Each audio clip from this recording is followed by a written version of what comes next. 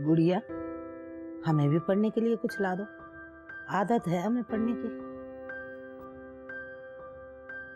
ये ले, 5th class के बच्चे की किताब है, पढ़ ले। हम तो शायरी की किताबों की बात कर रहे हैं। मुझे क्या पता शायरी की किताबें कहाँ हैं, मैंने तो जिंदगी में कभी नहीं पढ़ी। पढ़नी चाहिए तुम्हें भी। कल बाजार जाओगी तो ले आना। बहुत दिन हो गए हमने कोई नई किताब नहीं पढ़ी। ये तो बहुत अच्छी आदत है आपकी, मैं ले आऊंगी। आपने बाबा से पूछा? हाँ, उनके पास वो किताबें हैं जो हम पढ़ चुके हैं। असल में पढ़ने से जहन बढ़ जाता है, लड़ाई झगड़ों से जान छूट जाती है। हम तो किताबों में ऐसे खो जाते थे कि हमें पता ही नहीं होता था कि इर्द गिर्द क्या हो रहा है, कौन क्या कर रहा है, कौन कहाँ है, हमें परवाह ही नहीं होती थी। फिर भी आपकी अपनी बहू से इतनी लड़ाइयाँ होती थी? नहीं, हम नहीं लड़ते थे, हमें लड़ना भी नहीं आता। और जाहिलों की तरह क्या लड़ना, और उन लोगों से जिन्हें अदब के 2 लफ्ज भी ना आते हैं। हमें मिर्च मसालों की लड़ाई नहीं आती। हम तो जब लड़ते तो वो भी बड़े अदब से लड़ते थे। गलियों गलियों भटक रहा था एक सुनहरा ख्वाब जैसे, मेरे बड़ों ने अपनी लाखों नींदें बेच के पाला हो जैसे।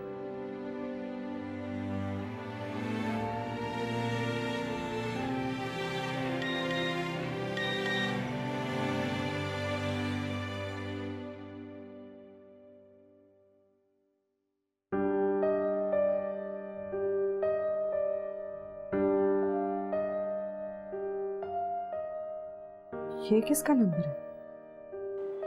या तुम लोग नए प्रोजेक्ट पे काम शुरू करो, और ऐसा करो महावेश को भी साथ में ला लेना। मैं आते साथ ही टेक ओवर कर लूंगा। ओके? लेकिन जब तुमने नजर मोहम्मद के हाथ पैसे भिजवा दिए तो फिर तुम्हारा जाना इतना जरूरी क्यों? यही तो मैं कह रही हूँ, मेरी हालत ऐसी नहीं है कि मैं अकेले रह सकूं। यार तुम तो जानती हो ना, अति मेरे अलावा किसी की बात नहीं मानती। प्लीज यार। ठीक है, अगर तुम्हारा जाना इतना ही जरूरी है तो तुम जाओ, मैं यहाँ सब कुछ देख लूंगा। थैंक यू यार, थैंक यू। माहूस, मैं सिर्फ 1-2 दिनों में वापस आ जाऊंगा, प्लीज। ओके? ओके। और मुझे कॉल करते रहना, कोई भी प्रॉब्लम मुझे जरूर बताना। ओके? थैंक्स।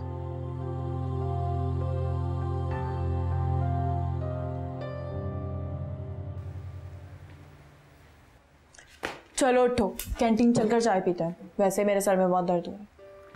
चलते हैं, बस ये मैं आखिरी कॉपी चेक कर लूं। बात सुनो, घर वालों को पता तो नहीं चला? नहीं। देखा, मुझे पता था। और तुम वैसे ही इतना डर रही थी। क्या करूं, बाबा से डरना पड़ता है मुझे। अरे सुनो, ये नंबर किसका है? पता नहीं, मुझे लग रहा है ये नासिर का नंबर है। 4-5 मैसेजेस आ चुके हैं। नासिर का नहीं, ये नंबर नासिर का नहीं है। मैं रमेश से पूछूं? नहीं, कैंटीन चलते हैं।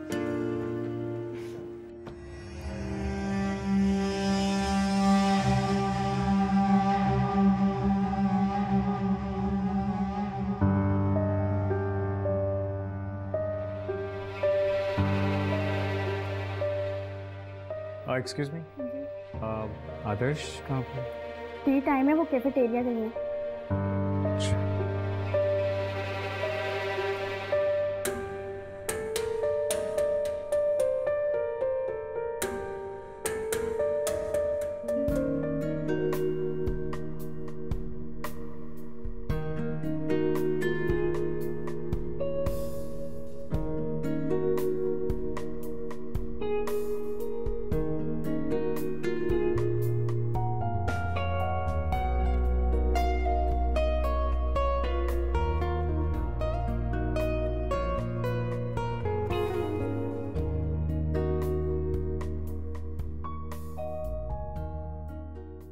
भाई मैं तो जा रही हूँ लाहौर, आप चाहे तो आप भी चलिए मेरे साथ। हमने तो कई बार जाने के लिए कमर बांध ली, लेकिन ये मियाँ बीवी जाने ही नहीं देते। शफकत मियाँ ने तो अहमद फराज से साफ कह दिया है कि खतीजा आप यहीं रहेंगी। भाभी, इनकी वजह से हम लोगों का दिल लगा रहता है, और वैसे भी कौन से इनके छोटे छोटे बच्चे रो रहे हैं जो ये जल्दी करें वहाँ जाने की। ये बात तो ठीक है तुम्हारी, लेकिन सच पूछो तो मेरा भी अब तन्हाई से दिल घबरा गया। कोई बहू बेगम अपने काम पे चली जाती है, बेटे साहब अपने कामों में लगे रहते हैं। अब मैं कब तक घरदारी में लगी रहूं? मैंने सोचा कि कुछ दिन आयशा के पास रहूंगी, फिर लाहौर चली जाऊंगी। आप बुरा ना माने तो एक बात कहूँ? हाँ कहो। आपको आदर्श को जॉब की इजाजत नहीं देनी चाहिए थी। अभी तो वो घर संभालती, आपके पास रहती। बात तो बिल्कुल ठीक कह रही है अफशा। भाई देखो, मियाँ बीवी दोनों राजी हैं, तो मैं बीच में बोलने वाली कौन? उनका जो जी चाहे करे। अगर मैंने उसकी नौकरी छुड़वा दी या उसको मना कर दिया तो दुनिया वाले क्या कहेंगे?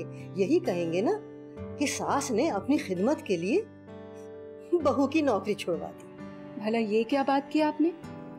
जहारा, जो बात दिल में है वो साफ साफ करो, यूं लगी लिपटी बात मत करो। हम समझ रहे हैं। नहीं, ये लगी लिपटी कोई बात नहीं है। भाई देखो, मैं तो अपने बच्चों की बात कर रही हूँ। वो नौकरी करना चाहती है और उसका शौहर राजी है, तो फिर मैं बीच में क्यों बोलूं? है ना? बहुत अच्छी भाई, बहुत उम्दा। अस्सलाम वालेकुम। वालेकुम अस्सलाम। तुम कब आए? बहुत देर हो गई है, कब से आपका इंतजार कर रहे हैं। अब तो जाने का वक्त हो गया हमारा। हाँ, हम तो तुम दोनों से मिलने के लिए रुके हुए थे। ये जफर है कहाँ? कमरे में बैठ के चाय बना रहा होगा। क्यों भाभी? तुम भी ना। वाकई। मैं गाड़ी में सामान रखूं। हाँ प्लीज दो।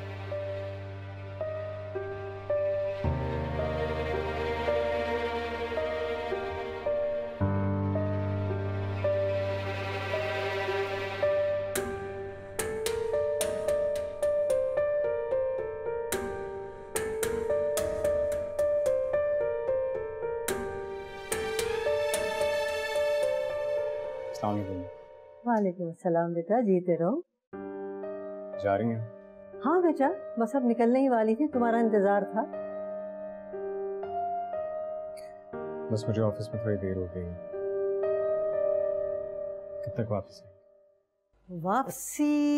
वापसी का मैं कह नहीं सकती भाई। वहाँ की प्रॉपर्टी है लाहौर की, पुराना मकान है। जब तक उसको मैं ठीक ठाक नहीं करा लूंगी तो उसको बेचना तो मुश्किल होगा ना। तो कह नहीं सकती कितना वक्त लग जाएगा वहाँ। अपना ख्याल रखिए। अच्छा बस अब मैं निकलती हूँ, अपना और सफर का बहुत ख्याल रखना। आंटी, ये खुद मेरा इतना ख्याल रखते हैं, मैं इनका क्या ख्याल रखूं? हाँ ये भी ठीक है। अच्छा बेटा, खुदा हाफिज, अपना ख्याल रखना।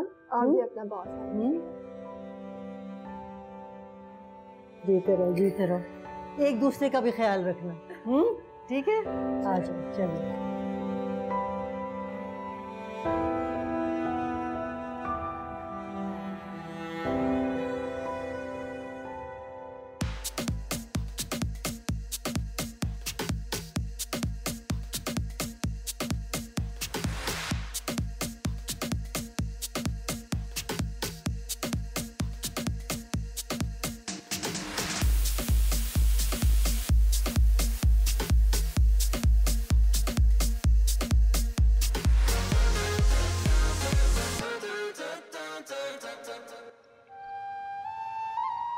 न जाने वो किस हाल में होगी। खुदा जाने उसकी सास उसका ख्याल भी रखती होगी या नहीं।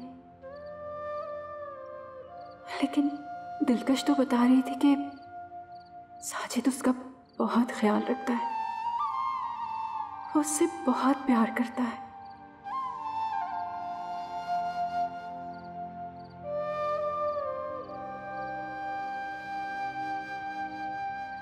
खुदा करे ऐसा ही हो, वो उसे बहुत खुश रखे और इनकी बद्दुआ का असर ना हो उस पर।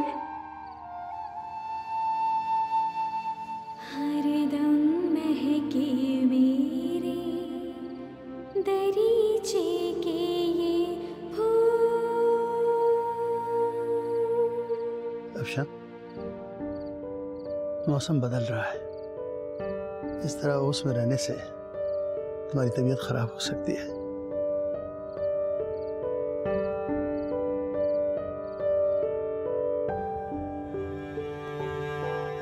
आखिर साजिद का जाना इतना जरूरी क्यों था कि मुझे इस हाल में अकेला छोड़ के चला गया और अपनी बहन को इतना सर पे चढ़ा के रखा है कि जैसे वो रह ही नहीं सकती इसके बगैर। शौहर के होते हुए भी पता नहीं क्यों अपना भाई उसे हर वक्त याद आता है। फोन करके देखती हूँ।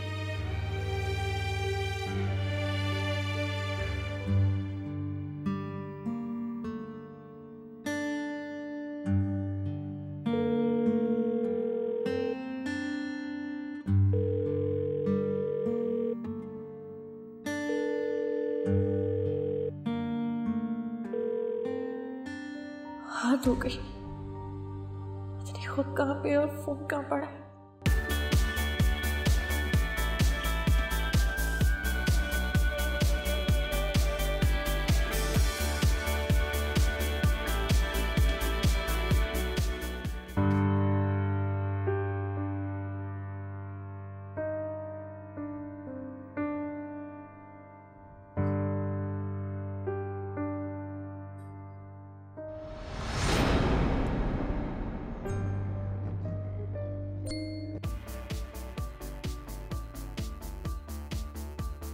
हेलो दिलकश बहन, हेलो, मुझे आपकी आवाज नहीं आ रही। हेलो,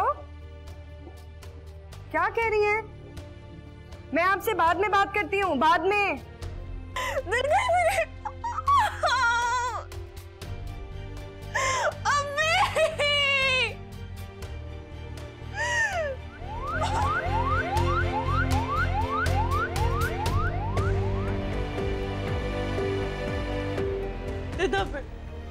बहुत दर्द हो रहा है, ऐसा लग रहा है दर्द से मर जाऊंगी।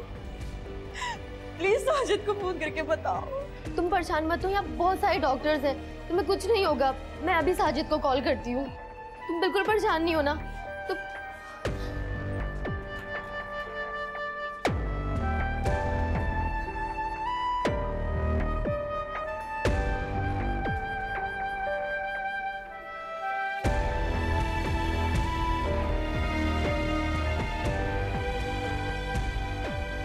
अभी परसों तुमने मुझसे झूठ बोला कि तुम्हारे जहांजेब से कोई ताल्लुक नहीं है।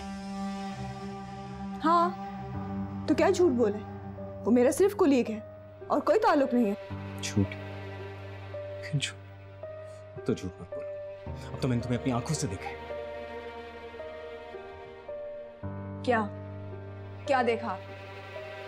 एक टेबल पर बैठकर चाय पी रहे थे, नहीं थी कहीं और जगह। इत्तेफाक था ये। Good, very good. बहुत अजीब इत्तेफाक नहीं था, या बहुत हसीन इत्तेफाक नहीं था? तुम्हें बैठने के लिए किसी लड़की के साथ जगह नहीं मिली थी? जगह मिली भी तो जहांजेब के साथ। जफर, मैं कसम खा चुकी हूँ, मेरा उसके साथ कोई ताल्लुक नहीं। आप माने या ना माने। हाँ हाँ, यही खूबी होनी चाहिए इंसान में कि झूठ बोले और उस पर डट जाए और आंखें देखे को झुठला दे। आपने ऐसा क्या देख लिया, बताएं मुझे, जिस पे मुझे शर्म आनी चाहिए? क्या ये कम था कि तुम उसके साथ बैठी हंस बोल रही थी, टाइम पास कर रही थी? ऑफिस में भी तुम्हारा दिल उसकी वजह से ही लगता है ना? हैं? मेरे पास आपके किसी सवाल का जवाब नहीं है, मुझसे बर्दाश्त नहीं। जो बात मैं बर्दाश्त नहीं कर सकता, तुम वो कभी नहीं करोगे।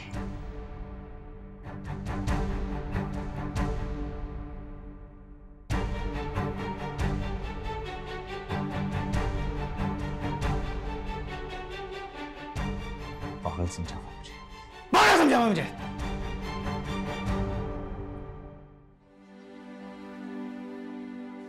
अस्सलाम वालेकुम।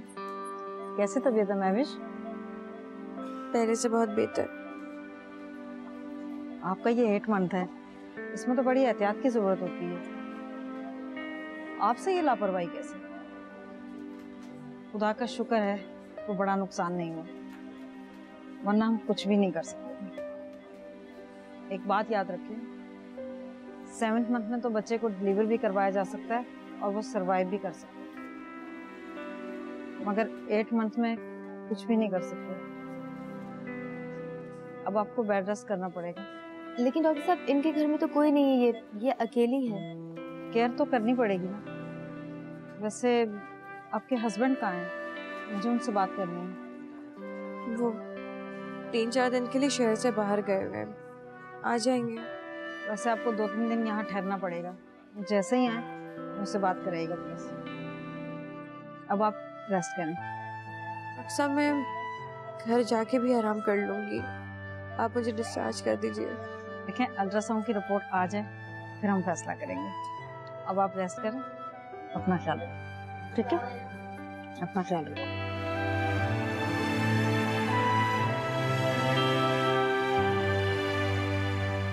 साजिद का फोन अभी भी बन जा रहा है। अनवर ने भी ट्राई किया था, मगर फोन मुसलसल बन जा रहा है।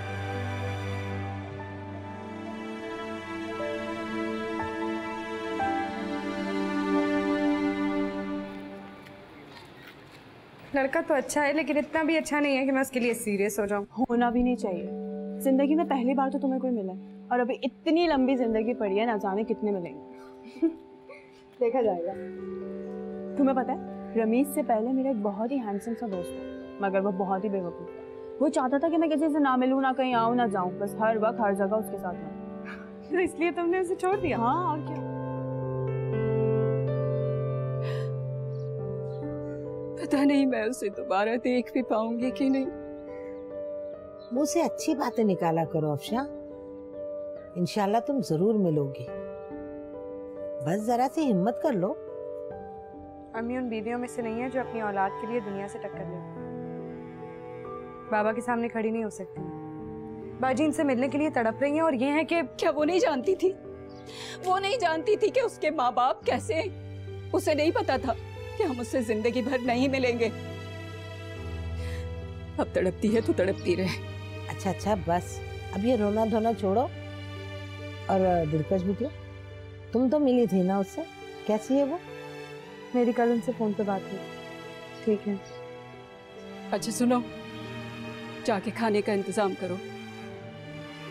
आदर्श और जफर भी अभी आ रहे हैं। आप ही आ रही हैं? अच्छा हुआ, मुझे उनसे बहुत जरूरी काम है। तुम्हें क्या जरूरी काम था उससे? कुछ नहीं, छोड़ें। आप बताएं खाने में क्या बनाऊं? अरे बिटिया, कुछ भी पका, लेकिन मिर्चों में हाथ जरा हौला रखना। तुम मुट्ठी भर के मिर्चें डाल देती हो। चलो मेरे साथ किचन में, मैं देखती हूँ। कोई काम ढंग से नहीं कर सकती हो तुम।